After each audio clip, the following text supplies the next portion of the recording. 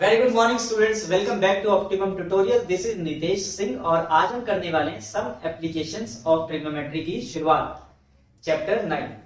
Basically आज हम chapter 9 का इंट्रोडक्शन करेंगे और इस वीडियो में इंट्रोडक्शन के साथ साथ चैप्टर 9 के कुछ एग्जांपल्स भी होंगे।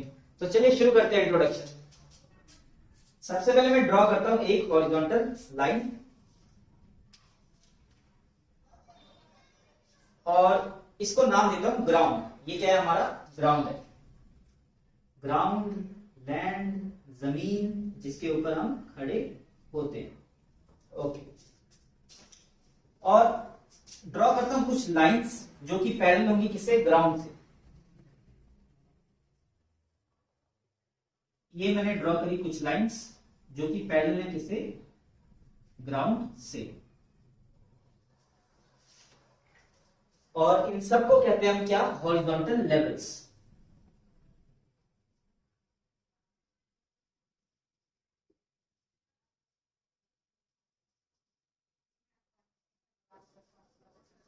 सो हॉरिजॉन्टल लेवल्स क्या होता है हमारा? हॉरिजॉन्टल लेवल क्या होता है?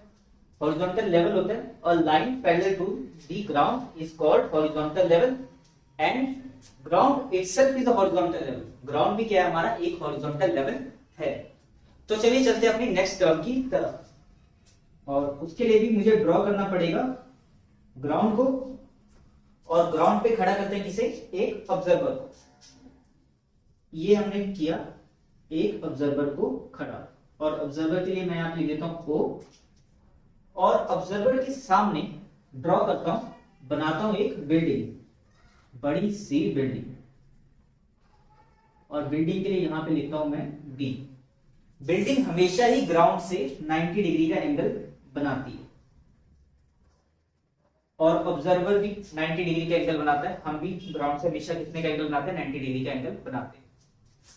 सो अब यहां पे हमारे को ड्रॉ करना है हॉरिजॉन्टल लेवल। कहां पे ड्रॉ करें? हमेशा ऑब्जर्वर की आई से ड्रॉ करेंगे हम हॉरिजॉन्टल लेवल। हमेशा ऑब्जर्वर की आई से ड्रॉ करेंगे हॉरिजॉन्टल लेवल। ये हुआ हमारा horizontal level, a line parallel to the ground. और ड्रॉ कहां से करेंगे? ऑब्जर्वर की आई से। ओके, चलिए अब मान लो जो हमारा ये ऑब्जर्वर है ये कहां पे देख रहा है? बिल्डिंग की टॉप पे देख रहा है, बिल्डिंग की टॉप पॉइंट पे देख रहा है। तो ओके, इसको थोड़ा ऊपर करें। अब वो लाइन जो ऑब्जर्वर की आई से, ऑब्जर्वर जिस पॉइंट को देख रहा है उस पॉइंट को ज्वाइन करे, उस लाइन को हम कहते हैं line of site. Line of site. Line of site हमारी कौन सी लाइन होती है? ये वो लाइन होती है जो ऑब्जर्वर की आई से उस पॉइंट तक जाती है जिस पॉइंट को ऑब्जर्वर देख रहा हो। अगर ऑब्जर्वर यहां पे खड़ा हुआ, बिल्डिंग की बॉटम को देखे, यहां पे ऑब्जर्वर और ये रहा बिल्डिंग का बॉटम, तो इस लाइन को ही ऑब्जर्वर, यहां पे ऑब्जर्वर की आईज और इस पॉइंट को ऑब्जर्वर देख रहा है, तो इस लाइन को भी हम क्या कहेंगे? हम लोग कहेंगे इस लाइन को भी लाइन ऑफ साइट। ओके, ये दोनों लाइन क्या थी हमारी? ये दोनों लाइन थी हमारी लाइन ऑफ साइट। ये लाइन भी और ये लाइन भी। ओके, अब हम बात करते हैं एंगल ऑफ इंक्लिनेशन की। ऑब्जर्वर जिस पॉइंट को देख रहा है, अगर वो पॉइंट हॉरिजॉन्टल लेवल से ऊपर होगा तो उस केस में जो एंगल बनेगा हॉरिजॉन्टल लेवल का और लाइन ऑफ साइट का, उस एंगल को हम लोग क्या कहेंगे? Angle of inclination. ये वाला जो एंगल बना, इस एंगल को हम लोग क्या कहेंगे? Angle of inclination.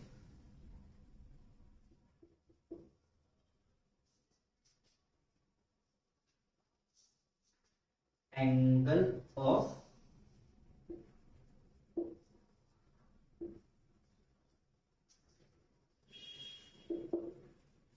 Inclination. Okay, और ऑब्जर्वर अगर जिस पॉइंट को देख रहा है, अगर वो पॉइंट हॉरिजॉन्टल लेवल से नीचे हुआ तो उस केस में जो लाइन ऑफ साइट और हॉरिजॉन्टल लेवल के बीच का जो एंगल बनेगा उस एंगल को हम लोग कहेंगे एंगल ऑफ डिक्लिनेशन। इस वाले एंगल को हम लोग क्या कहने वाले हैं, एंगल ऑफ डिक्लिनेशन।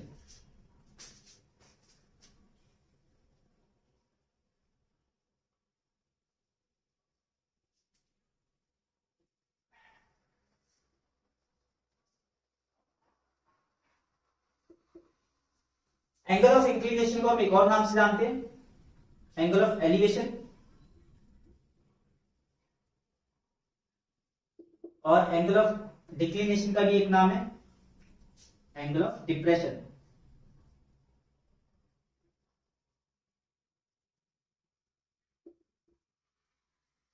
ओके, तो चलिए आपको एंगल ऑफ इंक्लिनेशन और डिक्लिनेशन एक और बार समझाऊं।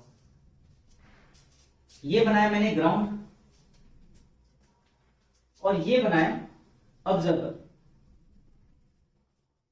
और ऑब्जर्वर के सामने क्या है, कोई भी एक, मान लो ट्री है, टावर है, बिल्डिंग है, कुछ भी मान सकते। ये ऑब्जर्वर है और मान लो ये ट्री है। सो सबसे पहले हमारा काम क्या होगा, हमारा काम होगा हॉरिजॉन्टल लेवल को ड्रॉ करना, और हॉरिजॉन्टल लेवल हमेशा ही ऑब्जर्वर की आई से ड्रॉ होगा।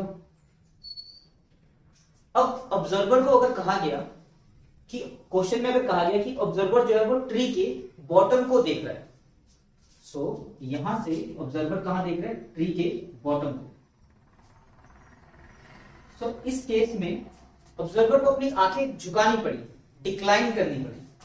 तो ये जो एंगल बना, ये कौन सा एंगल होगा, एंगल ऑफ डिक्लिनेशन होगा।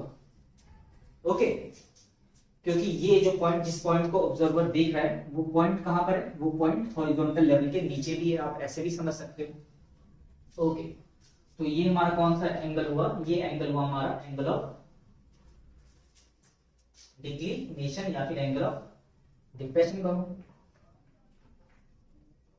सिमिलरली अगर हमारे क्वेश्चन में कहा जाता कि ऑब्जर्वर जो है वो बिल्डिंग ट्री के टॉप पे देख रहा है, सो ये रहा ऑब्जर्वर और ये रहा ट्री का टॉप, और ऑब्जर्वर जिस पॉइंट को देख रहा है वो पॉइंट हॉरिजॉन्टल लेवल से ऊपर है। सो इस केस में जो हॉरिजॉन्टल लेवल और लाइन ऑफ साइट के बीच का एंगल है उसे हम कहेंगे एंगल ऑफ इंक्लिनेशन। ये वाला एंगल कौन सा हुआ हमारा, ये एंगल हुआ हमारा एंगल ऑफ इंक्लिनेशन। ध्यान देना, जो डिक्लिनेशन वाला एंगल था, एंगल हमेशा किसके बीच में बनता है, एंगल ऑफ इंक्लिनेशन या तो एंगल ऑफ डिक्लिनेशन, ये किसके बीच में बनता है, ये हमेशा लाइन ऑफ साइट और हॉरिजॉन्टल लाइन के बीच में बनता है। कहीं इस वाले एंगल को मत कोई एंगल ऑफ डिक्लिनेशन लिख देना, मैं कह रहा हूं इस वाले एंगल को कोई एंगल ऑफ डिक्लिनेशन मत लिख देना, क्योंकि ये एंगल हॉरिजॉन्टल लाइन के साथ, हॉरिजॉन्टल लेवल के साथ नहीं बन रहा। लाइन ऑफ साइट और हॉरिजॉन्टल लेवल के बीच में ये वाला एंगल बन रहा है और ये वाला एंगल होगा angle of declination. Similarly horizontal line और लाइन ऑफ साइट के साथ ऊपर वाला एंगल ये वाला है, तो ये होगा हमारा एंगल ऑफ इंक्लिनेशन। इसे नोट डाउन करो, फिर चलते हैं आगे।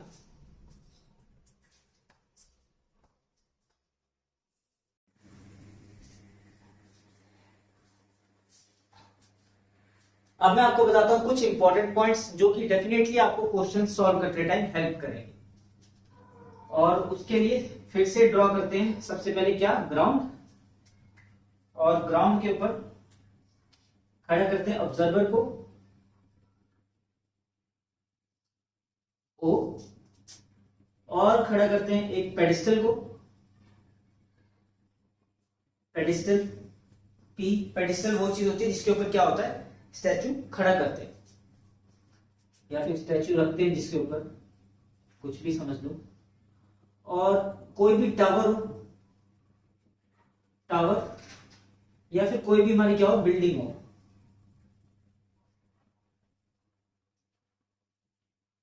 ये सब ग्राउंड से 90 डिग्री का एंगल बनाते हैं। ये बात आपको क्या रखनी है, हमेशा ध्यान में रखनी है। और इसके बाद अब देखते हैं फॉर्मूले कौन कौन से आपको याद होने चाहिए अगर आपको चैप्टर 9 अच्छे से करना है तो। सबसे पहले ये बेसिक फॉर्मूले हमारे को याद होने चाहिए, कौन से?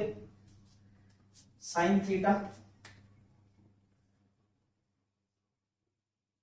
परपेंडिकुलर अपॉन हाइपोटेन्यूज होता है, आपको पता होना चाहिए। कॉस थीटा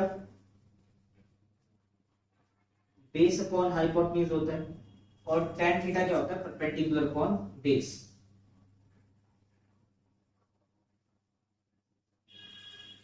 बस ये थी ट्रिग्नोमेट्रिक रेशियो, आपको याद होनी चाहिए। और ट्रिग्नोमेट्रिक टेबल जो कि हमने एक्सरसाइज 8.2 में देखा था, उसके अंदर क्या क्या याद होना चाहिए? तो चलिए ड्रॉ करते हैं सबसे पहले वो टेबल। छोटा सा, बस इतना सा ड्रॉ करते हैं, है ना? और इतना सा होगा काफी। 1 2 और 3। सो ये ड्रॉ किया, ये ड्रॉ किया और ये ड्रॉ किया। Sine theta, cos theta, tan theta, और एंगल कौन से? साइन 30 डिग्री, और मतलब 30 डिग्री, 45 डिग्री और 60 डिग्री पे इन ट्रिग्नोमेट्रिक रेशियोज की क्या वैल्यू होती है? जैसे साइन 30 हमारा हाफ होता है, साइन 45 1/√2 होता है, और साइन 60 क्या होता है? √3/2 होता है। cos 30 √3/2 हुआ, और cos 45 हुआ 1/√2, और cos 60 हुआ हाफ। tan 30 हुआ हमारा 1/√3, tan 45 हुआ 1, और tan 60 हुआ √3। आपको ये फॉर्मूले, यहां पे क्या है? एंगल, इसे लिख दो एंगल थीटा। सो आपको ये फॉर्मूले याद होने चाहिए। Sine theta, cos theta, tan theta, और ये ट्रिग्नोमेट्रिक टेबल। सिर्फ इतना सा, अगर आपको चैप्टर 9 के लिए सिर्फ इतना सा ट्रिग्नोमेट्रिक टेबल आपको याद होना चाहिए। इसे नोट डाउन करो, फिर करते हैं बुक का एग्जांपल नंबर 1।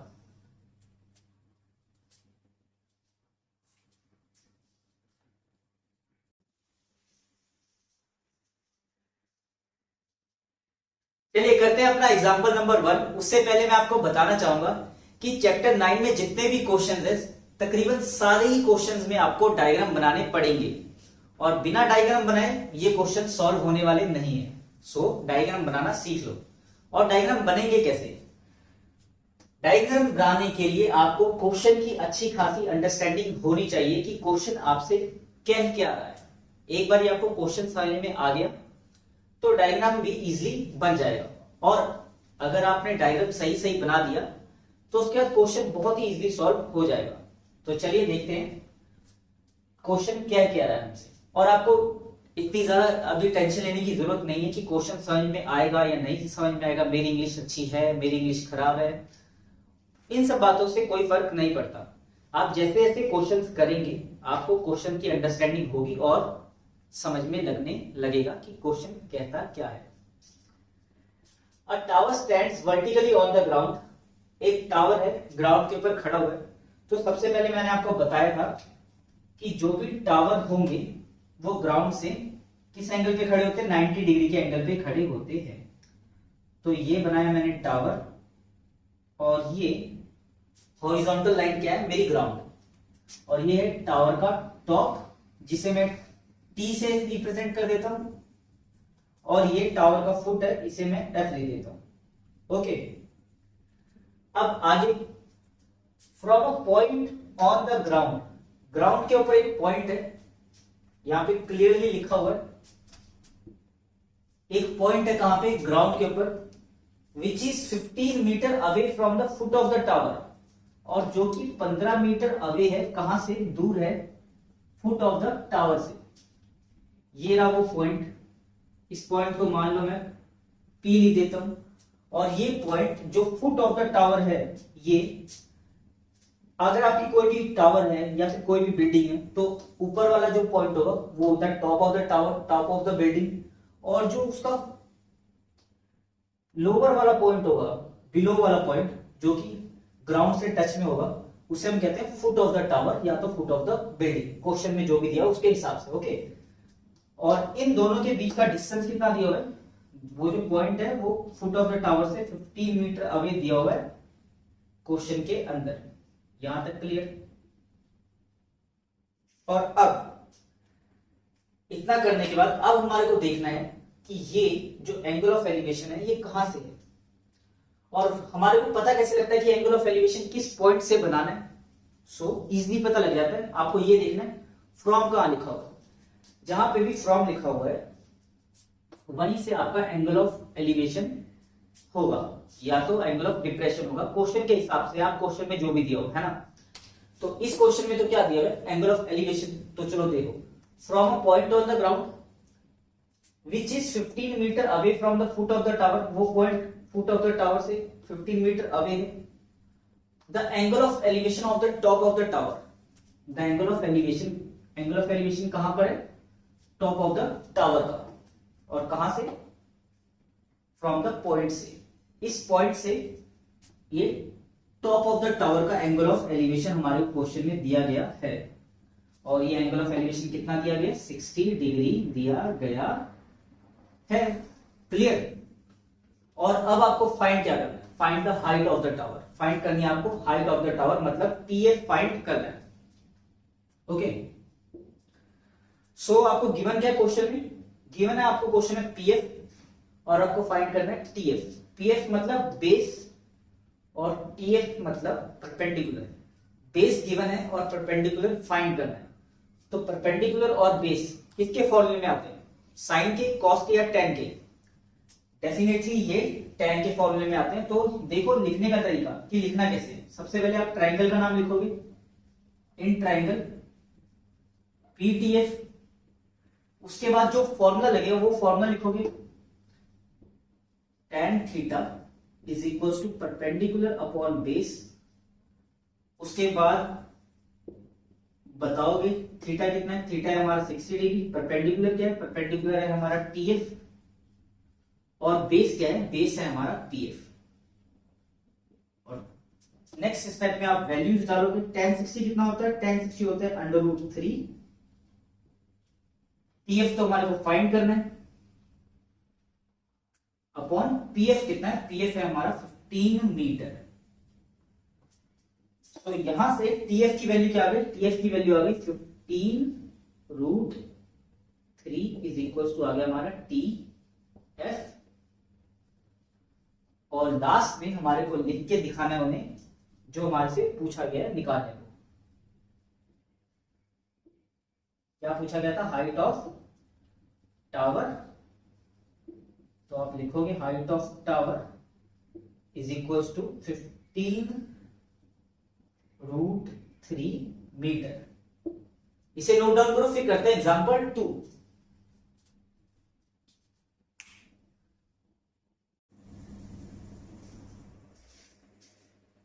चलिए देखते हैं कैसे होगा सॉल्व एग्जांपल नंबर 2। क्वेश्चन काफी बड़ा है, आंसर का पता नहीं बड़ा हो या छोटा हो। क्वेश्चन ने तो आधा बोर्ड कवर कर दिया, बट क्वेश्चन के अंदर डायग्राम हमारे को पहले से ही गिवन है। An electrician has to repair an electric fault on the pole of height 5 metre. एक इलेक्ट्रीशियन को एक इलेक्ट्रिक फॉल्ट क्या करना है, ठीक करना है, जो कि पोल के ऊपर है, और पोल की हाइट कितनी दी हुई है, 5 metre. Pole of height 5 metre. तो ये हमारा पूरा का पूरा पोल है, और इसकी हाइट दिख रहा होगा ना, यहां से बना लेते हैं। इस पोल, पूरे के पूरे पोल की हाइट कितनी है, 5 मीटर है पूरे टॉप से। मतलब एडी कितना दिया हुआ हमारे को, एडी दिया हुआ है 5 metre. Okay, she needs to reach a point 1.3 metre below the top of the pole. Electrician को एक पॉइंट पे जाना है जो कि पोल के टॉप से 1.3 मीटर बिलो है। इलेक्ट्रीशियन को एक पॉइंट पे जाना है जो कि 1.3 मीटर बिलो है। किससे बिलो है, below the top of the pole. Okay, तो इलेक्ट्रीशियन को इस पॉइंट पे आना है, पॉइंट बी पे, जो कि टॉप ऑफ द पोल से कितना नीचे है, 1.3 मीटर नीचे है। आप देख सकते हैं ये इलेक्ट्रीशियन, बहुत प्यारी सी इलेक्ट्रीशियन बनाई है मैंने। ये लैडर पे चढ़ रही है, तो लैडर पे चढ़ के ये यहीं पर आएगी ना, तो ये वाला पॉइंट जो टॉप से कितना नीचे, 1.3 मीटर नीचे। Okay, what should be the length of the ladder, हमारे को क्या बताना है, लैडर की लेंथ बतानी है। सबसे पहले तो हमारे को क्या बताना है, लैडर की लेंथ बतानी है, मतलब हमारे को बीसी बताना है। तो चलिए पहले बीसी तक करते हैं, उसके बाद आगे करेंगे। तो हमारे को अभी तक गिवन क्या है, क्वेश्चन में हमारे को गिवन है AD is equals to 5 metre, और हमारे को गिवन है AB is equals to 1.3 metre. Okay, so यहां से हम BD निकाल सकते हैं, पूरे पूरे AD में से अगर मैं AB माइनस करूं, देखो पूरा पूरा AD आपको दिख रहा है, अब AD में से मैंने AB को सब्ट्रैक्ट कर दिया तो क्या दिख रहा है, BD आ जाएगा। सो अगर मेरे को BD निकालना है तो BD कैसे आएगा, BD आएगा AD माइनस AB, मतलब BD आ गया हमारा, AD कितना है 5 है, और ये कितना है 1.3, तो BD आ गया हमारा 3.7 मीटर। BD हमारा कितना आ गया, ये हमारा आ गया BD 3.7 मीटर। अब ट्राइंगल में BDC ट्राइंगल में आपको परपेंडिकुलर तो गिवन है, BD परपेंडिकुलर है, परपेंडिकुलर गिवन है, और आपको हाइपोटेन्यूज निकालना है। तो बताओ परपेंडिकुलर और हाइपोटेन्यूज किसके फॉर्मूले में आता है, साइन के, डेफिनेटली है ना। सो लिखेंगे कैसे, थोड़ा इधर से करते हैं। इन ट्राइंगल, सबसे पहले ट्राइंगल का नाम, इन ट्राइंगल कौन सी है, BDC है, sine theta is equals to perpendicular upon hypotenuse, और उसके बाद थीटा की वैल्यू, थीटा कितना दिया है, sine 60 degree is equals to perpendicular, क्या परपेंडिकुलर है हमारा BD, और हाइपोटेन्यूज क्या है, हाइपोटेन्यूज है हमारा BC। ये तो क्लियर है ना आपको कि अगर ये ट्राइंगल है तो BD परपेंडिकुलर है, BC हाइपोटेन्यूज है, DC बेस है। अब क्या करते हैं, अब मैं ये थोड़ा सा इधर लिखने की कोशिश करता हूं। साइन 60 की वैल्यू क्या होती है, साइन 60 की वैल्यू होती है √3/2। BD कितना है, BD हमारा 3.7 है, is equal to 3.7 upon BC।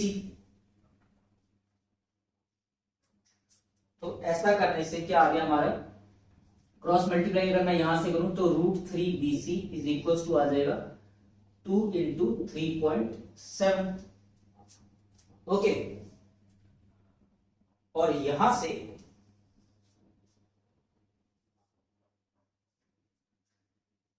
BC is equal to आ जाएगा, BC is equal to 7.4 upon √3। Clear, और √3 की जगह पे हमको यूज करना है 1.73, तो BC आ गया हमारा 7.4 अपॉन 1.73। ठीक है, अब ये पॉइंट हटाया, यहां पर आए 2 0, ये पॉइंट हटाया, यहां पे आया 1 0, 1 0 से 1 0 कट गया, ऊपर बच गया 740, नीचे आ गया 173, 740 और 173। इसको कट करके कितना आ रहा है, इसको कट करके आ रहा है 4.28। ओके, सो इस हिसाब से हमने BC निकालने, BC कितना आया, BC आया हमारा 4.28 metre. Find the length of the ladder should be used which when inclined at 60 degree to the horizon would enable her to reach the required position. Okay, तो यहां तक हमने लेंथ ऑफ द लैडर निकाली। अब क्या करना है, how far from the foot of the pole, ये पोल है और ये पोल का क्या होगा आपको पता है, ये पोल का होगा फुट और ये है पोल का top. Also how far from the foot of the pole should she place the foot of the ladder, और ये है लैडर का फुट। हमसे क्वेश्चन में ये भी पूछा गया कि बताओ वो फुट ऑफ द लैडर को फुट ऑफ द पोल से कितनी दूरी पर रखेगी, मतलब सीढ़ी कितनी दूरी पे खड़ा करेगी। ओके, सो हमारे को क्या फाइंड करना है, हमारे को डीसी भी फाइंड करना है। तो चलिए डीसी फाइंड कर लेते हैं।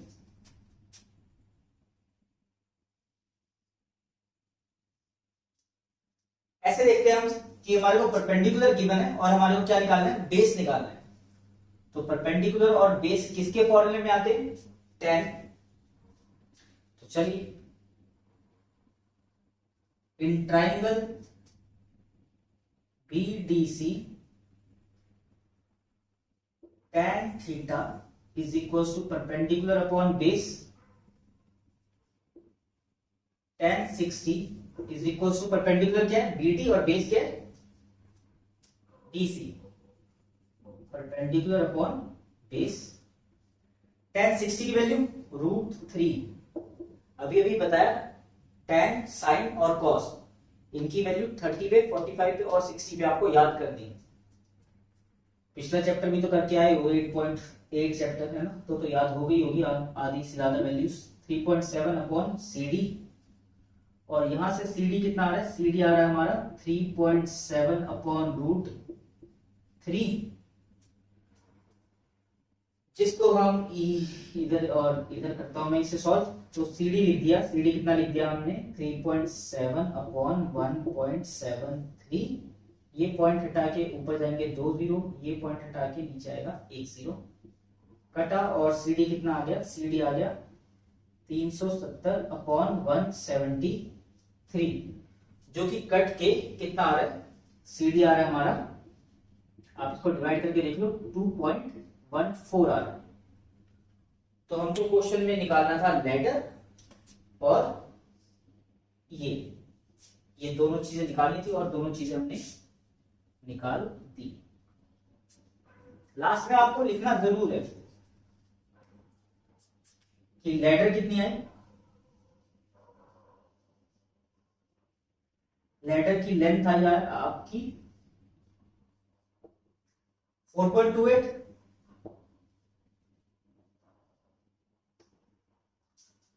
और ये CD कितना है, जिसको हम ऐसे पूरा पूरा हमारे को क्या लिखना पड़ेगा, distance of the foot of the ladder from the foot of the pole, distance between foot of ladder and foot of pole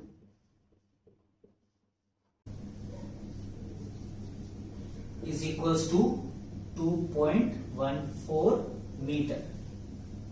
note down करो, फिर करते हैं example number 3।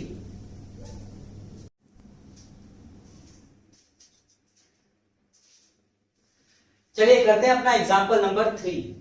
An observer 1.5 metre tall, हमारा ऑब्जर्वर कितना है 1.5 metre tall है, is 28.5 metre away from a chimney, जो कि 28.5 मीटर चिमनी से दूर है।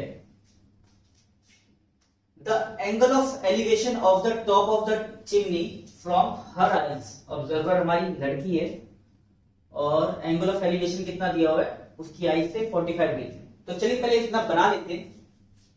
सबसे पहले ग्राउंड हमारे को ड्रॉ करना है, ओके, और ग्राउंड पे खड़ा करना है किसे, ऑब्जर्वर को। ये हमारी ऑब्जर्वर खड़ी हो गई ग्राउंड पे और लगा दिया हमने उसके पैर जमीन पे। और ऑब्जर्वर की हाइट कितनी दी हुई है, ऑब्जर्वर की हाइट दी है हमारे को 1.5 मीटर, और ऑब्जर्वर के सामने ड्रॉ करते हैं चिमनी।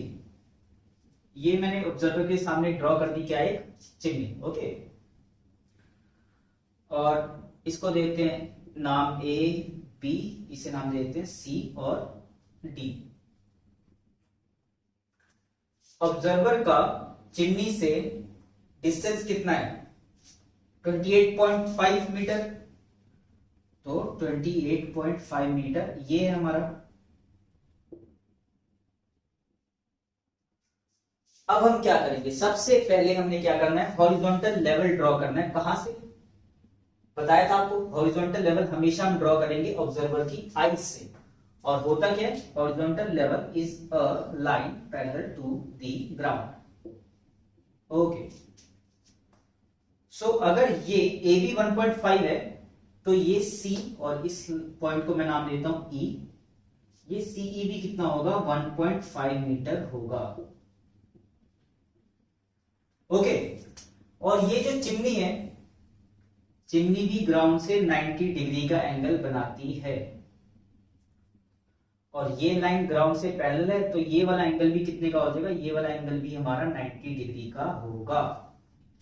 ओके, अब आगे, the angle of elevation of the top of the chimney, angle of elevation कहां पे, चिमनी के टॉप का, from her I is 45 degree. Observer की आई से चिमनी के टॉप पे एंगल ऑफ एलिवेशन कितना है 45 डिग्री है। ये कितना दिया हमारे को 45 डिग्री। अब देखिए हमारे को निकालना क्या है। सबसे पहले मैं आपको ये बताऊं कि अगर ये BC 28.5 है तो AE भी कितना होगा 28.5 ही होगा। ये वाला डिस्टेंस भी कितना होगा 28.5 ही होगा। ओके, सो हमारे को निकालना what is the height of the chimney, हमारे को चिमनी की हाइट निकालनी है। तो यहां पे रफ में लिखो जरा, जो चिमनी की हाइट है वो किस किसके बराबर है, ये है ना चिमनी की हाइट। अगर मैं DE को निकाल लूं और उसमें EC प्लस कर दूं तो हाइट ऑफ द चिमनी आ जाएगी। EC तो मेरे को पता ही है 1.5 मीटर है ना, बस मुझे क्या निकालना है DE निकालना है। डायग्राम बन चुका है, तो डायग्राम बनने के बाद हमने क्या देखना है, हमने देखना है डायग्राम बनने के बाद हमने फाइंड करना है कि राइट एंगल ट्रायंगल कहां पर है और कितने हैं। इस क्वेश्चन में तो बस एक राइट एंगल ट्रायंगल दिख रहा है ADE, और इसके अंदर हमारे को बेस पता है AE कितना है 28.5। तो चलिए करते हैं, है ना। इन ट्रायंगल ADE, और इससे पहले क्या लिखो, इससे पहले लिखो आप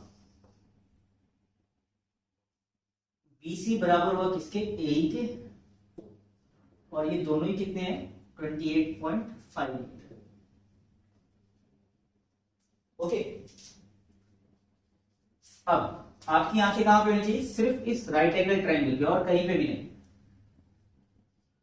इन ट्रायंगल ADE हमारे को निकालना क्या है, हमारे को ये DE निकालना है।